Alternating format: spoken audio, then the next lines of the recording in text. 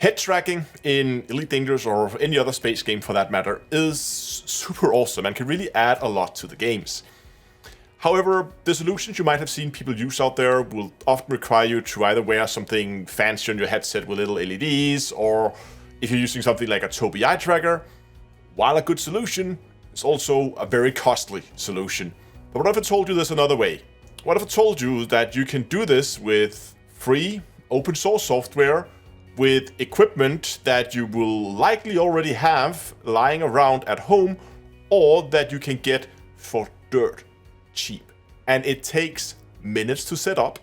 Are you also struggling to find the perfect gift for family, friends, or loved one? Then check out today's sponsor, Under Lucky Stars. Create your own custom star map showing the night sky at any place or any time. It's the perfect gift ideas for anniversaries, weddings, baby showers, or any other special life event. In fact, my wife and I brought one for a wedding a few years back that's now hanging over our bed. And if you go to the link starmap.d2ea.com, you will get 10% off your order.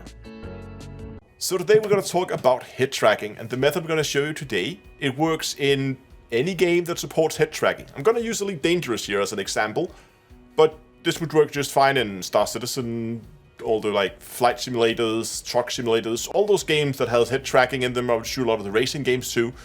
This is the webcam that I'll be using, and you will need a webcam. This webcam I bought in 2010. And back then it was a mediocre webcam. You can get these things, not necessarily this one, but any webcam. Doesn't matter which one, just any webcam will work. And you can get these things like dirt cheap, or you can go to something like eBay or whatever, like your second-hand sellers in where you live, and you can probably buy one of this for like just a few bucks. I'm going to be using this, and in fact the webcam I'll be using today, I'm going to be running this at 320 by 240 pixel resolution. That is very low, just to like drive this point home. Now I'm gonna put this up here underneath my monitor, and from here on we're just gonna need some free open source software. The software we're going to be using is called OpenTrack. I'm gonna leave a link to it in the description, to its release page. You can see here all the older releases if you're interested in going back and seeing that. I'm on the 2023 1.0 update, but that is the latest update. There might be newer updates. You just take the newest one that works for you. I downloaded the setup exe file. It seems like they also come in a portable 7-zip file if you want that instead. So here we have OpenTrack, and now we're ready to set it up. The first thing you want to do is you want to set up your input. I think by default it is on Point Tracker 1.1. There was for me at least. I've been recommended the Neural Net Tracker, but basically you can use any of these. I've been using that. This is the one I'll be using in this tutorial today. But yeah, you can play around with that. And the rest here I'm just leaving as was by default. You can see my settings here. It's a good idea just to click into your input device. Make sure that the tracker here is set to your webcam. I have only a single, actually OBS camera too, but we're going to use the webcam directly. And here you can see what the field of view is. And now you can see the resolution I'm running at, which is like the lowest it will go. Frames per second, if it isn't default, it's a good idea to turn that up to 60. If the webcam supports it, you can run it at 30, but higher frame rates usually give you a better track. Once the camera has been set up, we can go and click OK. And we can go ahead and we can click Start here at the bottom. Give it a second, and I need to just adjust the camera position here a little bit so I can point to my face. There we go. You can see it's now tracked my face, and the little octopus is moving around with my face. We are successfully now face tracking. But you can see that I'm not actually centered here because I'm kind of looking up from the camera. So we're gonna need to do a few settings here. So let's jump into options, and we're gonna start here in shortcuts. You can see you have shortcuts for all kinds of things. The most important things, I think that's the easiest one, is to have the center and the toggle. The center will just recenter it so that wherever you're looking, it will now be you looking straight ahead. And toggle, I find that nice so that I can turn the head tracking on and off, as there might be situations where I don't want the head tracking to be active, where others I won't. You can see here it says I have set it up to my joystick, so it does have HOTAS support. So I've already bound my center key and my toggle key. So just to show you how that works, you can see here if I click my center key, there we go.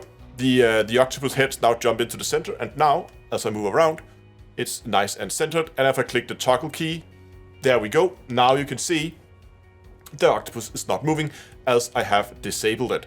So we can go ahead and re-enable.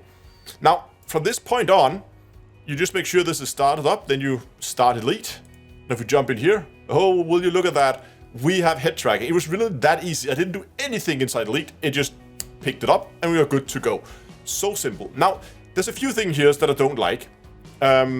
First of all, I'm not a big fan. You can see here my roll is inverted and it's kind of like a little jittery. And also I'm not a big fan of the like translation. It's all over the place. It's a little bit too much for me. But luckily, we can go and change that. Let's jump into options. Let's go into output. First of all, my roll was inverted, so I'm just gonna invert that so that it rolls the correct way. I didn't like the XYZ translation, so I'm just gonna go and disable those 3 axes. There we go. Jumping in game. We can now see we still have roll and now rolls correctly. I can still look around, but it doesn't translate back and forward as I move around the seat. But I still have the looking around. In fact, I might actually also want to disable roll, as that's the one that's the way I'm most used to. So we're just gonna disable roll there. Okay, so now there's no roll, but I can just look around as normal. Now, as you can see here, I'm not really having that much head movement, and often, like if you want to look over your shoulder, it will do it, but I can't see the screen, obviously. But there's a way around that. We go in here to mapping. And in mapping, we now take our yaw axis, that's our side-to-side movement. And you can see here you have your, at the axis down here is your input, so that's where your head is. So now I am around 45 degrees tilted, and it outputs 45 degrees. But I wanted to then go and move my head more in-game than it does. So I can take this, click up here in the corner, I can drag this over here. So maybe if I'm looking, like here is about the furthest I want to look away. I'm gonna keep moving it until, let's say I want to look at around 90 degrees. So that should be around there. So now I should, by just looking here, I should now have a much more aggressive yaw in game. So you can see here now, I can actually, without looking over my shoulder, I can look over my shoulder in game because I have amplified that axis. And of course, up and down, my pitch axis has not been amplified. So we can go into pitch, can click up here, and then drag that up. We can say there, something like that maybe. So let's go and check that. Now we can look down there, and we can look up. Okay, but you can see it's very jittery in close to the center, but we can go and we can fix that as well, and basically just take it here and just say, now you know what? The first little bit of yaw, you don't do anything. Basically adding a dead zone. Let's add a dead zone to this as well here. Like so.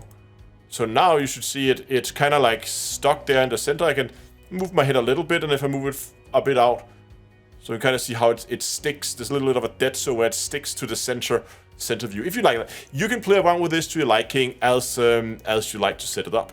Now the awesomeness does not stop there. Now you can see here I just stopped the tracking here because we're gonna play around with the profiles. Right now we're just on the default profile. But what if we went in here and we just said create new copied config, and let's call this one Elite Dangerous. So now we're on the Elite Dangerous, and we have a default and an Elite Dangerous one. And we just made a copy of it, so default and Elite is now the same. Then we head back into options, and we go in here to game detection. We say start profile from game executable name in the list. We enable that. We click the little plus icon, and now we need to go and find the Elite executable. I like to just right click it here, right click on Elite Dangerous, go into properties. There we have location, and right here. So I'm gonna go and copy this, and I'm gonna pay attention to the name Elite Dangerous 64X. Fine. So we're gonna go and click that. We're gonna post that in there, pick that executable for Elite. There we go. And now I'm gonna set that to Elite Dangerous, like so. I've already detected that. Now, let's say that maybe I wanted a different profile for Star Citizen. I would find my starcitizen.exe file. I would say open. And I would say I don't want to use the Elite Dangerous one. I actually haven't made one for Star Citizen. Let's just go out here. Star Citizen, like so. You kind of get the point now. I go back into my game detection, and I want the Star Citizen there to use the Star Citizen profile. That means now I can choose which profile I want to sit and play around with, and depending on what game I launches, it will then take that configuration and use that in the game. So if you want different configuration for different games, you can do so. So there you are. That is how simple it is to set up head tracking inside Elite Dangerous, or any other game for that matter. Really hope you found this useful. If you did, I would love to have you on board as a subscriber to the channel. I have a lot more useful guides coming out for you in the future. So if you like to fly spaceships, then this is definitely the channel you want to be on. And if you did find the video useful, liking it will help me a lot as well. Thanks a lot for watching, and until next time, I'll see you guys in space.